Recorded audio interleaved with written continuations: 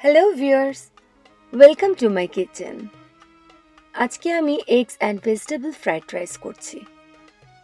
ইনগ্রিডিয়েন্টগুলোর মধ্যে আমি নিয়েছি green Chillies, carrots, piece, onions, green pepper, red paper, cabbage, eggs, soya sauce, salt, testing salt, black pepper and white paper.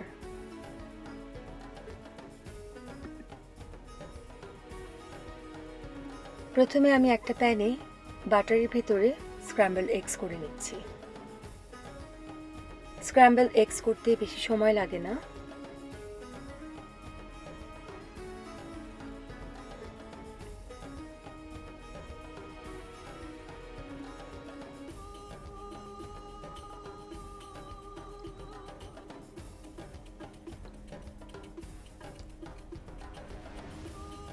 Scrambled eggs ready হয়ে গেছে। এবার আমি এটাকে তুলে নেব।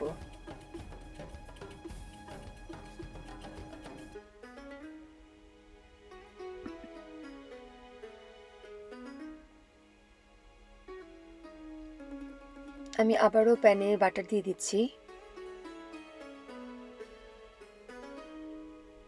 এর ভিতরে কিছু চাপড অনিয়ন্স ফ্রাই করে নেব।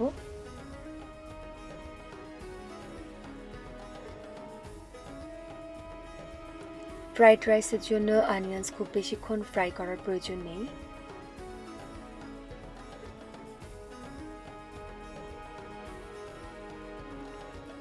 এবার আমি জুলিয়ান ক্যারটস দিয়ে দিচ্ছি।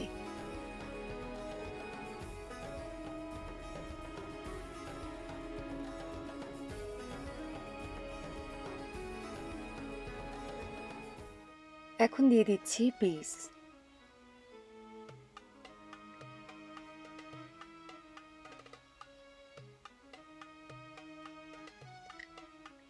ক্যারটস আর পিস হতে একটু বেশি সময় নেয়, যে জন্য এই দুটোকে প্রথমে দিয়ে দিয়েছি।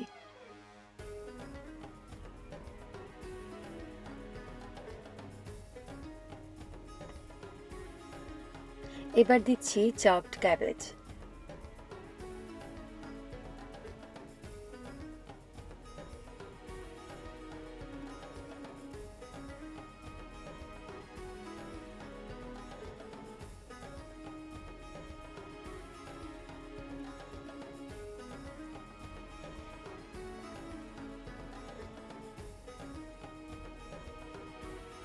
কিছুক্ষণ নাড়াচাড়া করার পর সবশেষে দিয়ে দিচ্ছি গ্রিন পেপার,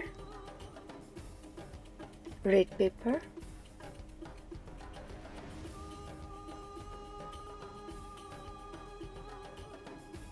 আর গ্রিন চিলিস।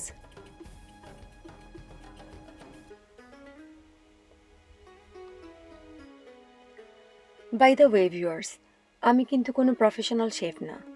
আমি যে স্টাইলে বাসায় রান্না করে থাকি সেটাই আপনাদের সঙ্গে শেয়ার করছি।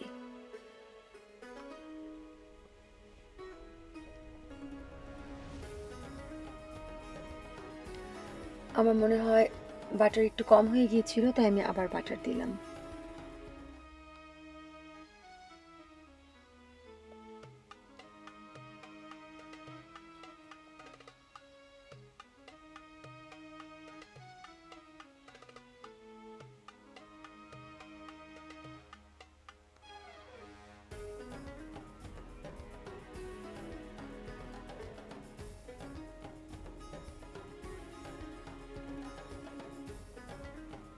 এবার একটু সল্ট দিয়ে দিচ্ছি।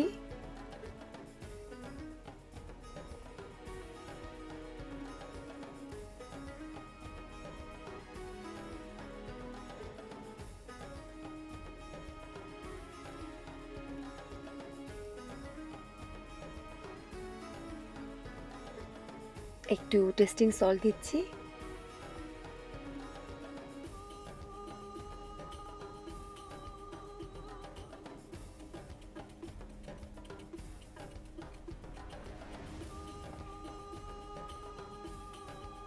আর দিচ্ছি ব্ল্যাক পেপার।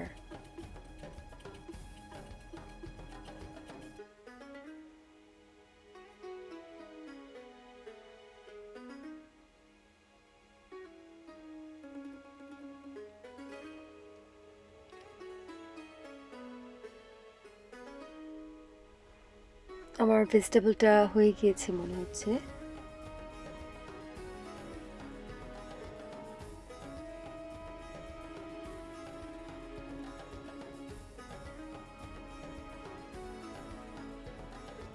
ভেজিটেবলটা খুব বেশিক্ষণ কুক করার প্রয়োজন নেই, তাহলে এটা নিজস্ব একটা কালার নষ্ট হয়ে যায়।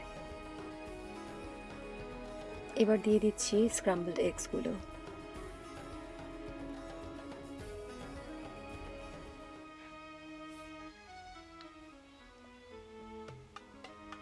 এবার ভেজিটেবল আর এগস স্টার ফ্রাই করে নিচ্ছি।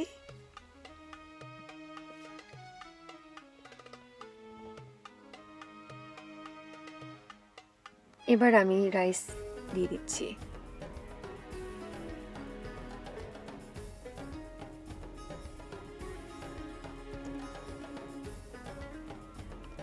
আসলে ফ্রাইড রাইস বানানো ভীষণ ইজি। আমরা সবাই ফ্রাইড রাইস বানাতে জানি। বাসায় রান্না না থাকলেই চট করে সবাই আমরা ফ্রাইড রাইসের কথাটাই চিন্তা করি। আর সবার বাসাতেই কম বেশি ভেজিটেবল আর এগস অ্যাভেলেবেল থাকে। তো এটাই সবচেয়ে ইজিয়েস্ট রেসিপি, যেটা আমরা খুব দ্রুত বানিয়ে খেতে পারি।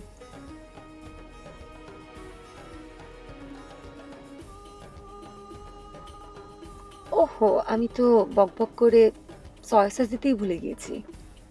যাই হোক, জলদি জলদি দিয়ে দিই।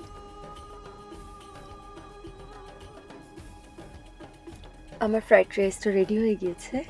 Thank you viewers for watching my video.